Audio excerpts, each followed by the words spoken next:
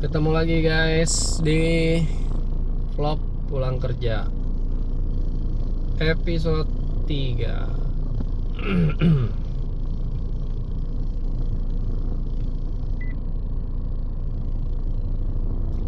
Mudah-mudahan pada sehat semua ya. Posisi masih di Tomang mengarah ke Tangerang.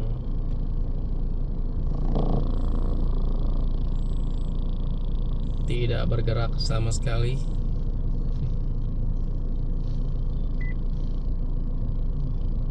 Biasanya tuh kalau nggak bergerak ini di depan tuh ada buka tutup gitu ya, polisi yang buka tutup. Karena ini kan yang masuk nih kan dari beberapa jalur nih. Ada yang dari arah Grogol, tol yang dari Grogol gitu ya, atau yang non tol. Terus ada yang dari arah Tomang, Tomang Raya, sama yang dari Slipi. Nah ini kalau nggak diatur, nggak dibuka tutup, biasanya macetnya tambah parah gitu. Karena orang kan desek-desekan gitu ya, semuanya mau duluan gitu. Jadi ya harus diatur ganti-gantian. Biasanya sama pak polisi di depan tuh diatur ganti-gantian. Apa kabar kalian hari ini guys?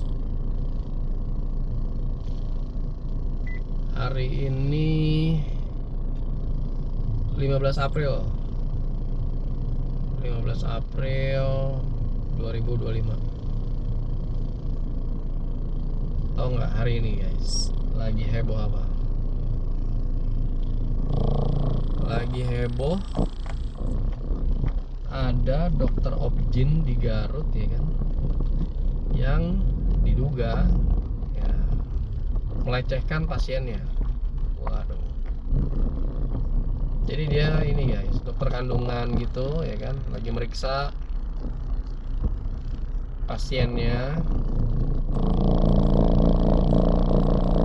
Pasiennya nih ngerasa dia nih dilecehkan gitu dengan cara digrepe-grepe. Nah, ini lagi rame banget nih. Udah beberapa institusi yang berkomentar. DPR aja udah berkomentar. DPR akan apa ya istilahnya, dari Kementerian Kesehatan juga harus mengambil tindakan gitu ya. Terus ini Gubernur Jawa Barat, wih mantap, Gubernur Jawa Barat.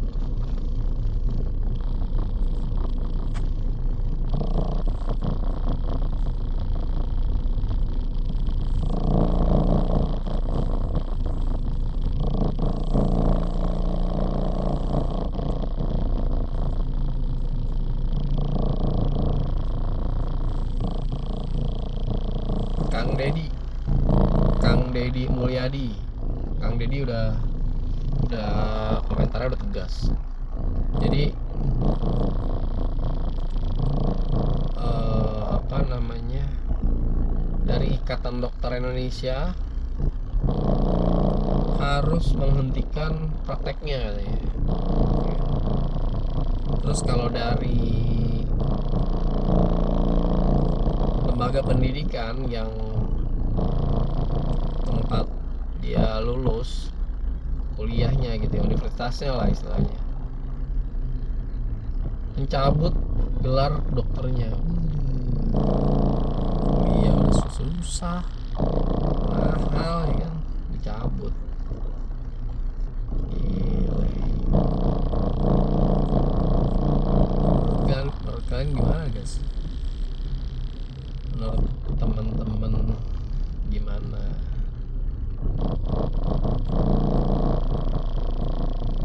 Jadi angle-nya tuh ini, CCTV-nya tuh memperlihatkan dia tuh sedang melakukan pemeriksaan gitu ya ke seorang pasien.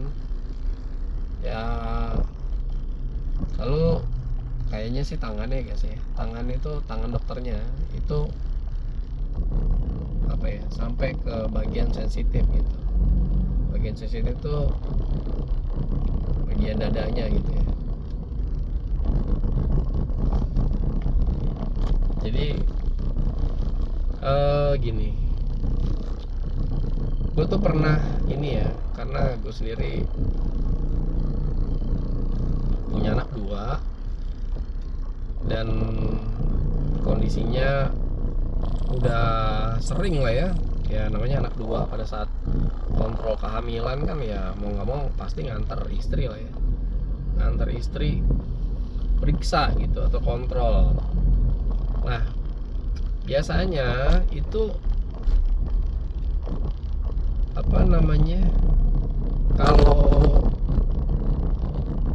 perempuan kontrol atau hamil tuh biasanya didampingi gitu. Nah contoh nih, misalnya istri gue kontrol gitu ya, pada saat kontrol ketemu dokter objin itu biasanya suaminya ikut gitu, atau ada yang dampingin lah gitu kan. Karena kan biasanya habis kontrol tuh kan nanya-nanya ya, nanya-nanya gimana kondisinya dok gitu, laki-laki apa perempuan gitu kan, sehat nggak gitu, udah bertumbuh nggak janinnya gitu. Nah itu tuh biasa tuh banyak pertanyaan gitu. Nah kalau istri sendiri yang kontrol, takutnya ada yang skip gitu loh, ada yang harus ditanyain tapi enggak gitu. Nah makanya lebih baik kalau istri kontrol kehamilan itu didampingi gitu oleh suami, oleh orang tua ya, pokoknya jangan sendiri lah. Wah heran orang-orang kayak gini kan, ngapain lewat bahu jalan, orang jalanan juga lega, ini dari belakang kayak ada expander mau nyerodok gitu, mau lewat bahu jalan, iseng banget ya.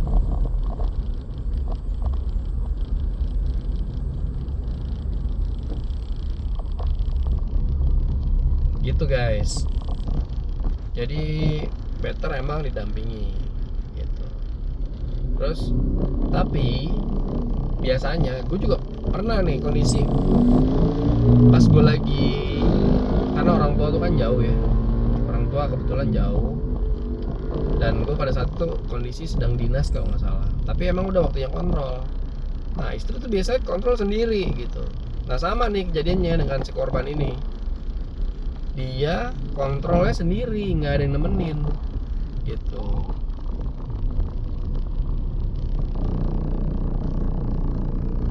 Lihat tuh, CC itu plat apa guys? CD kan korps diploma, CC korps apa gitu. Jadi dia nggak ada yang nemenin. Nah sebenarnya kalau pas dari sisi pasien yang nggak ada yang nemenin tuh nggak masalah ya kan, nggak masalah. Apalagi kalau ibu-ibu kan biasanya cerewet tuh, banyak nanya ya kan, sama dokter apa aja ditanyain, yang nggak penting juga ditanyain ya kan. Jadi nggak masalah kalau dari sisi pasien ya. Nah ada satu lagi nih guys kondisinya. Pada saat kejadian yang di Garut ini nih, di dalam ruangan itu susternya nggak ada. Biasanya tuh gini, dokter objin tuh pasti harus ada tuh asistennya gitu ya. Dan biasanya suster maksudnya perempuan lah gitu. Karena apa, dia tuh punya tugas di situ emang gitu, untuk apa, untuk meyakinkan bahwa pemeriksaannya itu objektif gitu loh, nggak ada unsur-unsur kayak gini nih gitu. Tapi nggak tahu kenapa kalau baca di berita-berita sih, dokternya ini kayak apa ya, kayak mengkondisikan si suster yang harusnya jadi asistennya atau yang harusnya praktek bareng dia gitu ya, jadi asisten di ruangan pemeriksaan itu nggak ada di tempat gitu ya. Entah mungkin disuruh apa lah ya, disuruh beli apa gitu, beli rokok yang jauh ya kan. Dan nggak tahu ya, cuman mungkin hal-hal yang kita nggak paham juga, hal-hal kayak gini tuh pengawasannya kayak gimana gitu. Apakah misalnya nih contoh ya, kalau dokter Objin meriksa gitu ya, terus harus didampingi oleh suster satu minimal gitu ya.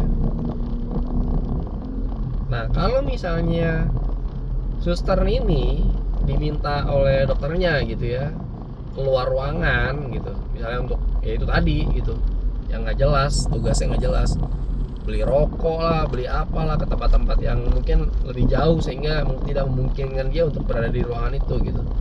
Nah itu apakah si susternya ini berhak melapor ke rumah sakitnya atau enggak gitu? Nah kayaknya hal-hal seperti ini mungkin ya nggak tahu ya kebijakan rumah sakit itu seperti apa. Kita juga belum mempelajari sampai ke sana gitu. Apakah gini? Karena jabatan suster tuh kan ya namanya juga suster ya. Suster kan asisten ya. Itu kan pasti di bawah dokter lah ya.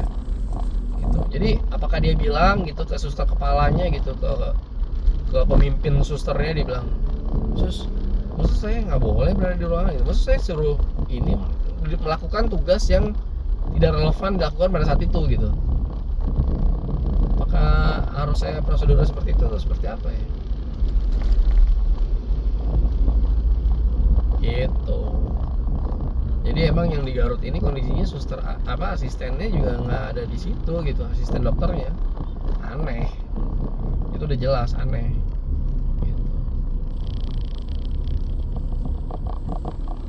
Ya kalau misalnya terjadi sesuatu gitu ya atau mau praktek gitu ya, kan nggak ada saksi jadinya, ya nggak ada saksi apa aja ya. Karena suster tuh sedikit banyak tahu gitu harusnya tindakan ini tuh selanjutnya apa, tindakan ini selanjutnya apa, dia bantu dokternya.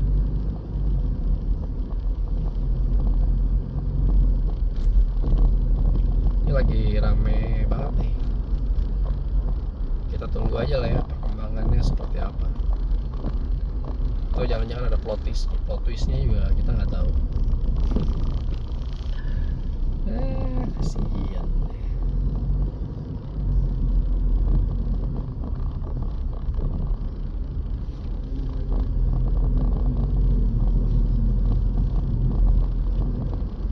Belum lama juga ini guys, apa, dokter anestesi kan, dokter anestesi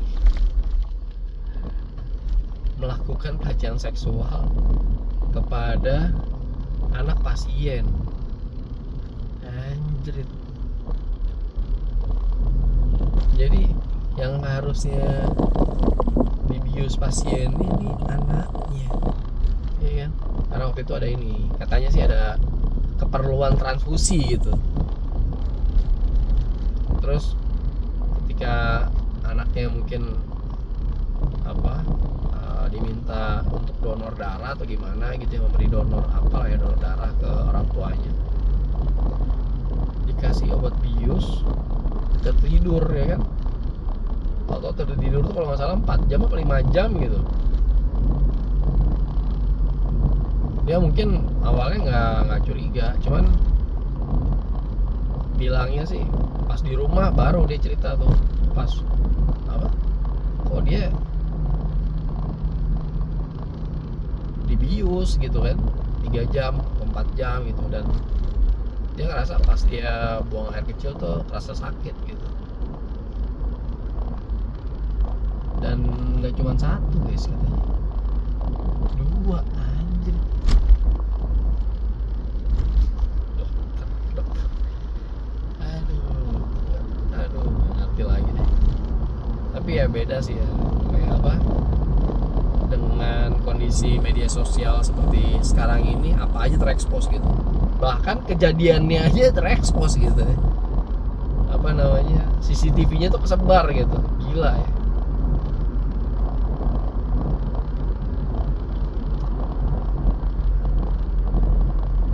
Sampai kesebar ke media-media mainstream gitu, kayak Lambe Tura, Receh gitu ya, Jakarta Keras, sampai ke sana videonya. Kalau ya nggak tahu ya, cuman kalau dulu kan informasi kan nggak seterbuka ini gitu ya. Bisa aja mungkin dulu tuh ya CCTV-nya di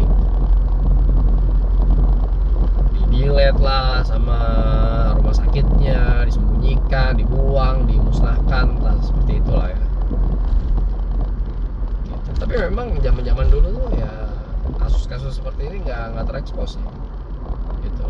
Mungkin ada ya, tapi nggak terekspos.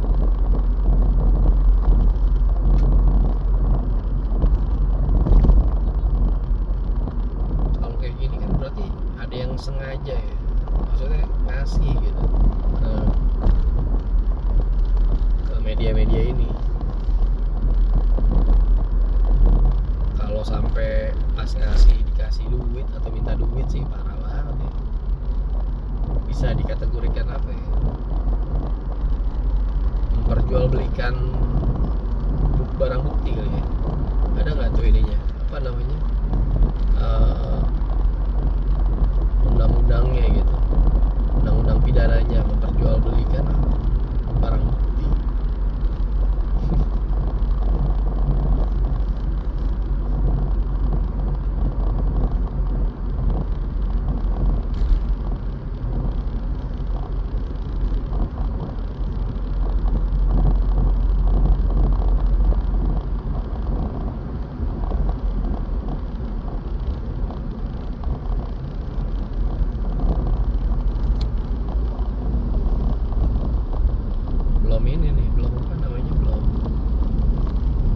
Belum ada kejelasan atau kelanjutan dari kasus yang kemarin gitu.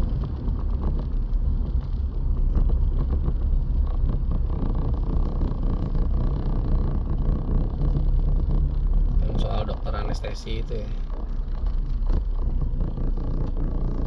Jangan sampai nanti ada plot twist ya kan. Plot twistnya korbannya jadi suka sama dokternya. Oh iya, dokternya ini udah statusnya itu udah punya istri, yang dokter anestesi. Luar biasa, luar biasa. Rumah sakitnya ini rumah sakit Hasan Sadikin Bandung.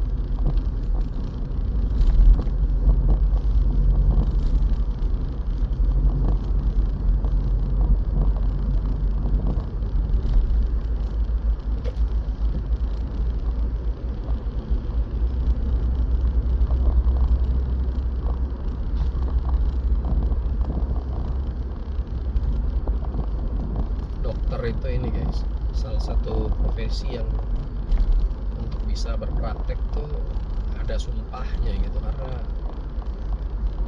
profesi dokter tuh luar biasa sih, tanggung jawabnya besar.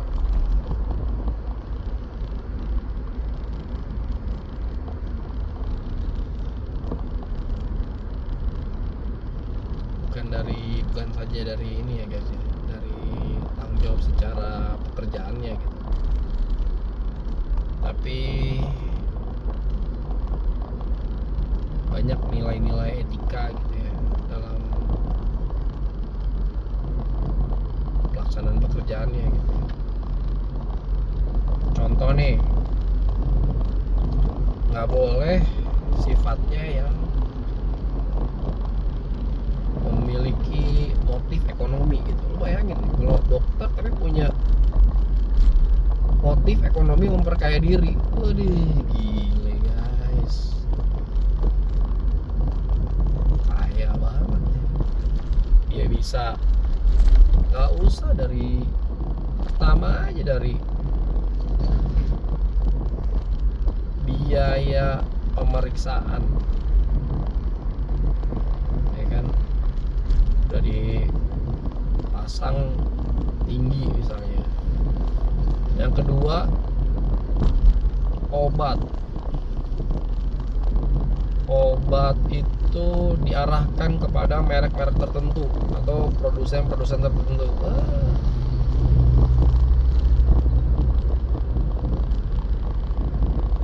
Itu yang kedua. Yang ketiga, misalnya nih,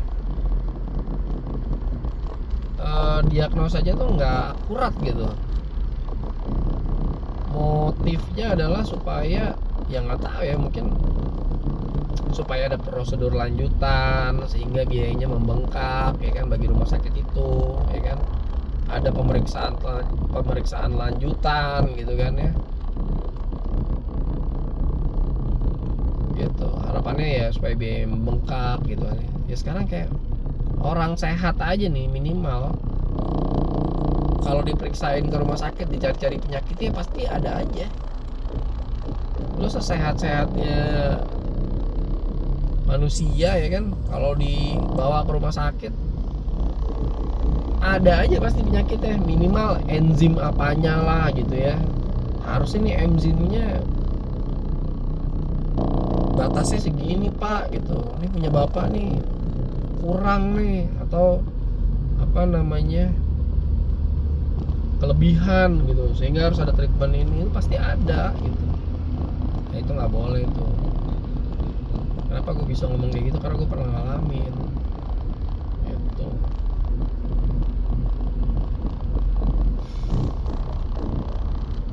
Cuman tuh profesinya kompleks banget, makanya dokter tuh kan sekolahnya lama ya.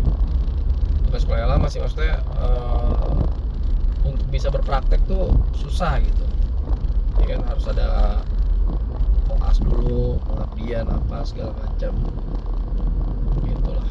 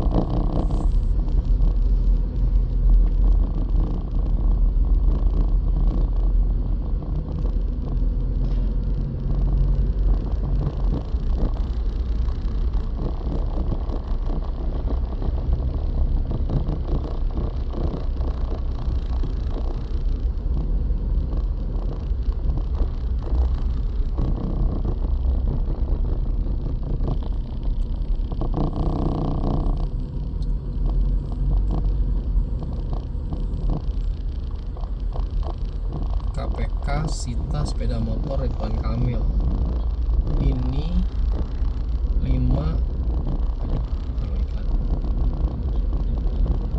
ini 5 koleksinya termasuk Royal Enfield. Kalian pasti ini kan ya pernah lihat Pak RK ini motoran lah ya sama Bu Cinta gitu. Disita guys.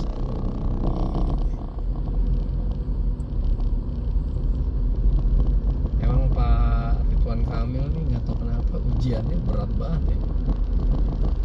Beberapa tahun lalu kehilangan anaknya, tenggelam ya kan. Terus ini dia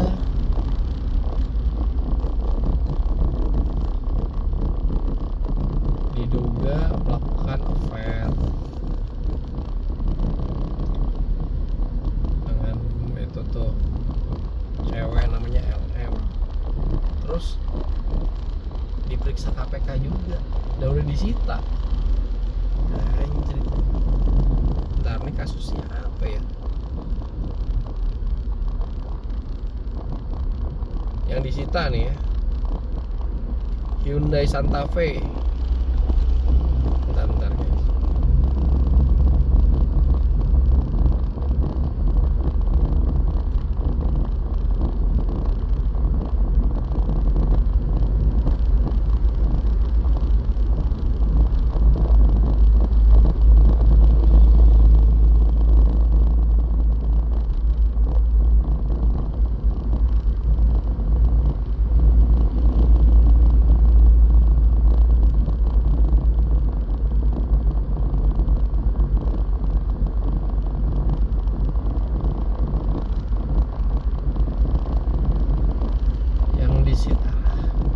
Yang disita Hyundai Santa Fe motor Royal Enfield.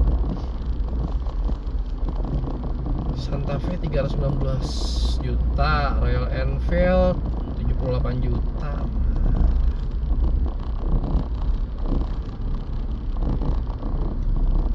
Diperiksa dalam perkara dugaan korupsi di Bank BJB. Waduh, Pak.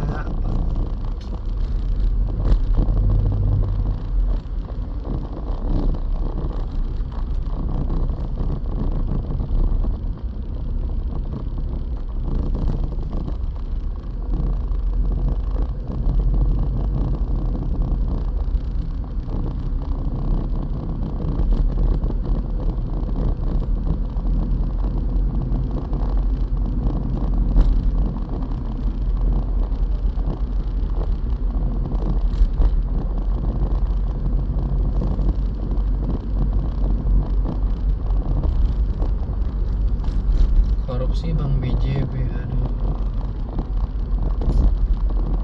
Tapi nggak tahu nih, kayaknya. Jadi gini, kelima orang tersebut, jadi ada beberapa tersangka gitu ya, itu udah ditetapin sebagai tersangka. Kalau udah tersangka berarti udah inilah ya, buktinya udah ada gitu. Tinggal Pak RK nih.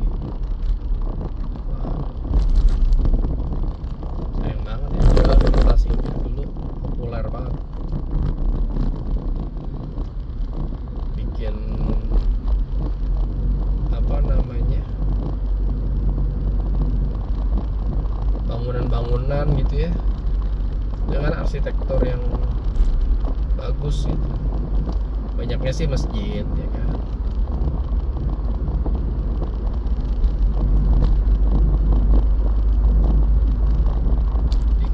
Masjid gitu ada ininya nggak ya, ada apa namanya, ada fee-nya gitu.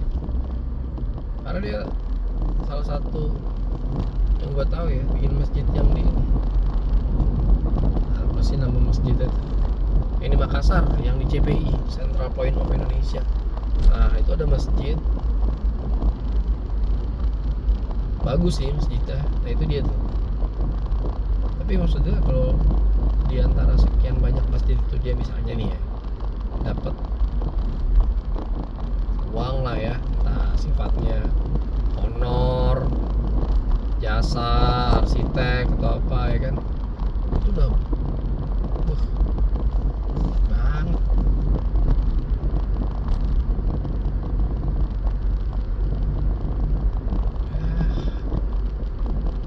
Kita tidak tahu apa yang terjadi sebenarnya.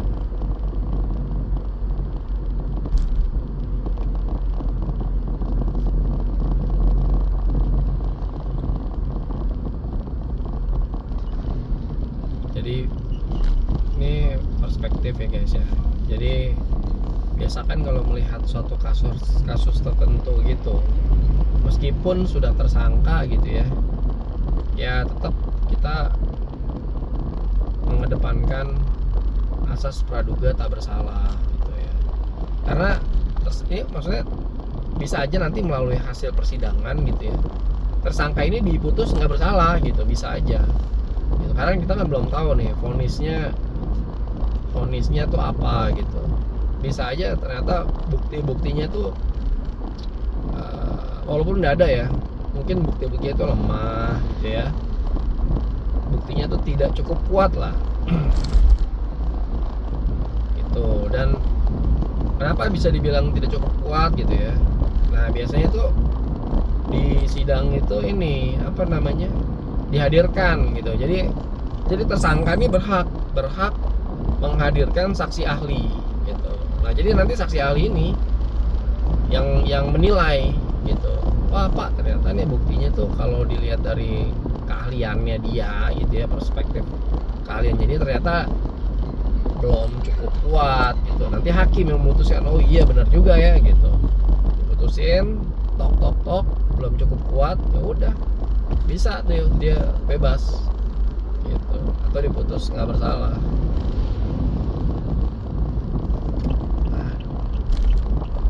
Ya ke kanan guys.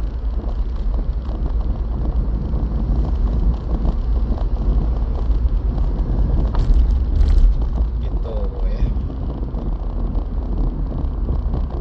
Tetap kita mengedepankan asas praduga tak bersalah.